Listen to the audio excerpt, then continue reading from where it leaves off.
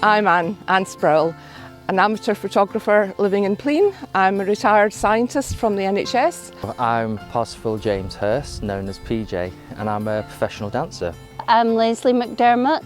I live and work locally to the area, and the project we're working on at Flynn here is with myself and Eloise Kerr, also a resident locally. My name is Carolyn Fraser. I'm a third year BA art student at Forth Valley College. So my name is Joanne Boyle and I am a photographer based in Cowie.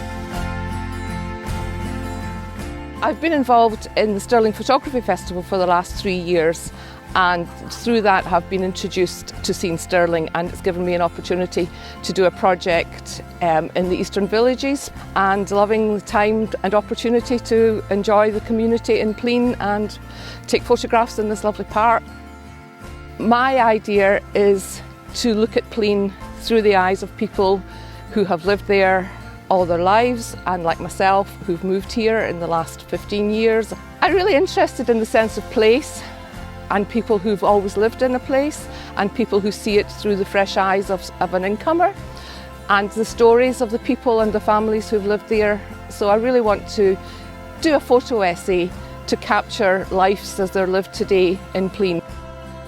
This is an easily transferable project. Other photographers living in the Eastern Villages can replicate what I've done and get their community out there.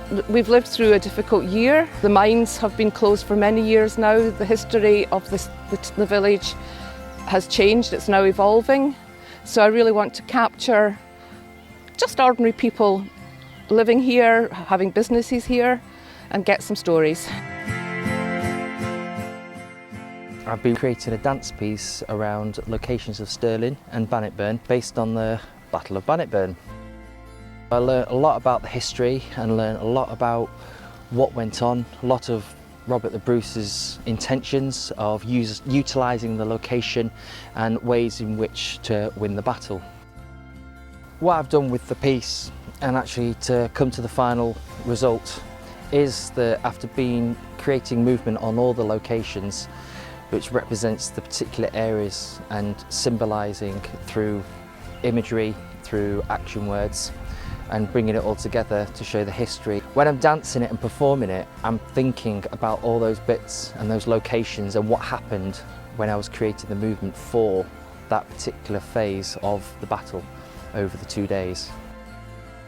I think it's great for me as an artist to actually, especially as I'm very new to this area, it's been amazing to actually be out in the open and exploring locations that I probably wouldn't even think about stopping and having a look. And just, I mean, one of the great things about this area is it's steeped in history. Like, there's so much that interests me about it. It's great to be able to combine the history and dance together and put it into history and movement, basically. This project's called Social Spaces, and it's really involving the local community, hoping really to start a conversation around their local environment. So here in the Bing, where there's a heritage and historical reference to the mining community which the village was built up around. Part of the project involves 2 activities. Thinking about the artist Barbara Hepworth, there are some clay samples included in the pack, which we will hopefully see the creations coming back, made into something beautiful. We have paint, pencils and pens, which can be used on the finished objects, and there are pieces of recycled card to make some small sculptural pieces, which we'd call maquettes, from the ideas based on an artist called Aaron Curry. And there's visual images there with some really interesting and quite funky sculptures to inspire young and old alike. Everybody's very welcome to try this, not just children, and we're looking forward to seeing some fantastic original ideas coming back. I'm running art packs in the park for people to come and enjoy the scenery. There's heritage, there's landscapes, there's connections to the First World War, and it was to see how people would see their landscape in their own individual creative way and encourage creativity within the park. And I'd like to see people connect and seeing their place in society today and the connections that there still is.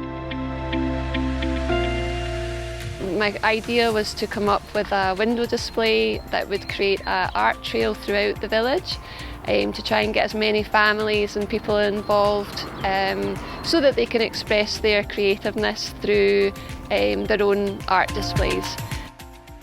Being one of the artists in the project has been a really great opportunity. I've enjoyed really meeting the other local artists who I may not have otherwise have met. It's been really lovely. Quite a few families have taken part. The displays have been really creative and they're all very different as well. So it's been lovely to see how people have interpreted the brief. Some of the detail people have gone into have been really quite amazing. I've been documenting the pictures that they've created on their windows, taking detailed shots. It's been really quite inspiring. Going forward, I hope that we can potentially do something similar in some of the other local villages. The more that you are introducing different projects, then the more people can get on board and participate.